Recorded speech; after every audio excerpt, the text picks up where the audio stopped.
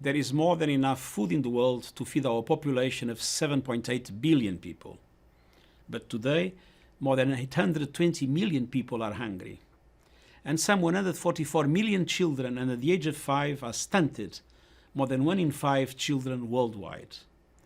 Our food systems are failing, and the COVID-19 pandemic is making things worse. Unless immediate action is taken, it is increasingly clear that there is an impending global food emergency that could have long-term impacts on hundreds of millions of children and adults.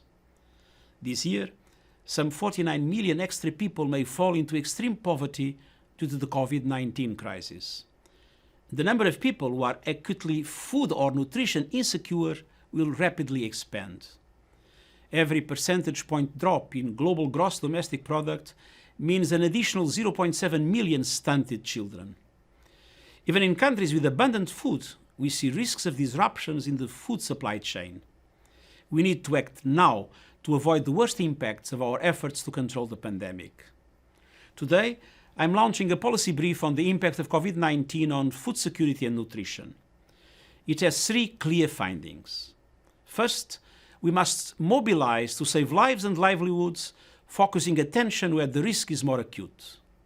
That means designating food and nutrition services as essential, while implementing appropriate protections for food workers. It means preserving critical humanitarian food, livelihood and nutrition assistance to vulnerable groups. And it means positioning food in food crisis countries to reinforce and scale up social protection systems. Countries need to scale up support for food processing, transport and local food markets, and they must keep trade corridors open to ensure the continuous functioning of food systems. And they must ensure that relief and stimulus packages reach the most vulnerable, including meeting the liquidity needs of small-scale food producers and rural businesses. Second, we must strengthen social protection systems for nutrition.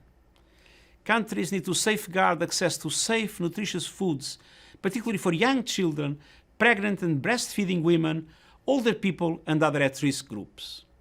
And they need to adapt and expand social protection schemes to benefit nutritionally at-risk groups. This includes supporting children who no longer have access to school meals. Third, we must invest in the future. We have an opportunity to build a more inclusive and sustainable world. Let us build food systems that better address the needs of food producers and workers.